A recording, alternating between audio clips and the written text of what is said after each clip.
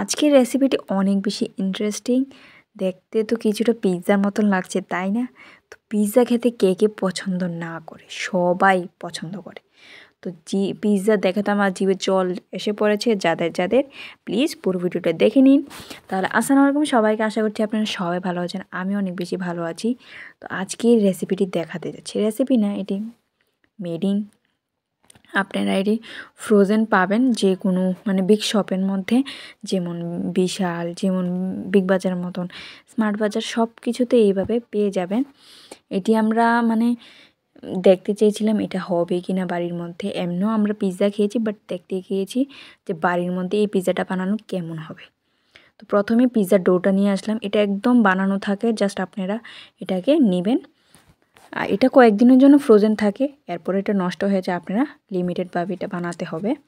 তো প্রথমে আমি দিয়ে দিলাম পাস্তা সস বা পিৎজা সস দিয়ে দিবেন। দিয়ে এরপরে আমি এখানে দিয়ে দিব, ভালো করে স্প্রেড করে দিব মেয়োনিজ।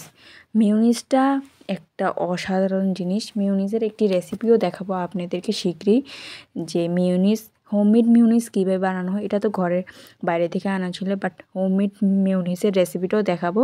এটা দেখছি অনেক বেশি ভাইরাল, সবাই বানায়, আমরাও বানিয়ে একদিন দেখাবো।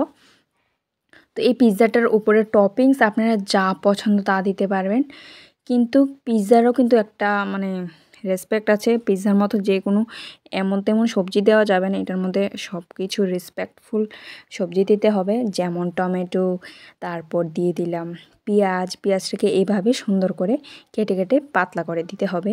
আর দিয়ে দিলাম, এখানে দিয়েছি আমি এই কী জানি বলে, পালং শাকের পাতা দিয়েছি। তো এটি খেতে অনেক বেশি সুস্বাদু ছিল।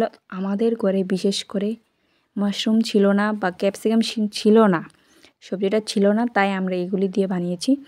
যখনই আবার ওইগুলি থাকবে ঘরের মধ্যে, তো আমরা আবার আপনাদেরকে সুন্দর করে বানিয়ে দেখাবো। তো সবগুলো দিয়েছি ধনিয়া পাতা দিয়েছি, লঙ্কা কুচি, আর এখন দিয়ে দিয়েছি মেইন হলো পিৎজার মধ্যে যেটা মেইন জিনিস, এটা হলো চিজ। তো আমরা যে চিজটা ইউজ করেছি এটা হলো গো চিজ। তো আপনারা এটা ইউজ করতে পারেন, যে কোনো চিজ স্লাইসও ইউজ করতে পারবেন আপনাদের ইচ্ছে অনুসারে। তো এইদিকে সুন্দর করে আমরা এটাকে সুন্দর করে সাজিয়ে নিয়েছি। সাজিয়ে এখন আমরা এটা কীভাবে বানাবো। আমাদের ঘরে তো ওভেন নাই, তো ওভেনের ভিতরে ছাড়া আমরা এটাকে চুলার মধ্যে বসিয়েছি। এভাবে বালির মধ্যে, বালিটাকে ভালো করে আগে গরম করতে হবে। গরম করে আপনারা উপরে গ্যাসের যে বসানো যায় ওটা একটু বসিয়ে দিবেন। বসালে, তো এটাকে আমরা বসিয়ে দিয়েছি ঢাকনা দিয়ে ভালো করে। তো এদিকে আরেকটা ছিল, তো ওইটাকে সুন্দর করে এইভাবেই বানিয়ে নিব আমরা। সেম প্রসেসে এটার মধ্যে আমি অনেক বেশি করে দিয়েছি, কারণ দেখতে তো অনেক বেশি সুন্দর লাগবে না। পিৎজা এমন একটা জিনিস, একটার মধ্যে ওইটার মধ্যে কম হয়ে গেছে, তাই না? তো এটার মধ্যে বেশি বেশি করে আমি সব কিছু দিচ্ছি। শেষ হয়ে তো এটা সব কিছু বেশি বেশি করে দিচ্ছি। আপনারা কারা কারা এই পিৎজাটা পছন্দ করেন প্লিজ আমাকে অবশ্যই জানাবেন। আর ঘরের মধ্যে কিভাবে ভালো করে পিৎজার ডোটা বানানো যায় এটাও আমরা একদিন ফুল ভিডিও দেখাবো। আজকে তো ফ্রোজেন দেখাচ্ছি, কারণ ফ্রোজেন সব কিছু না, কিন্তু আমরা যে পিৎজা ডোটা এনেছিলাম এটা তো ফ্রোজেন। তো ওইটা বানিয়ে রেখে দিলাম।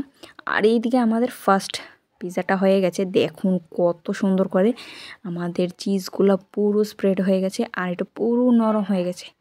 এটাকে উঠিয়ে নিলাম, উঠিয়ে রেখে দিলাম। তো আরেকটা বসিয়ে দিলাম। তো এটা হতে হতে আমরা এটা খেয়ে ফেলব।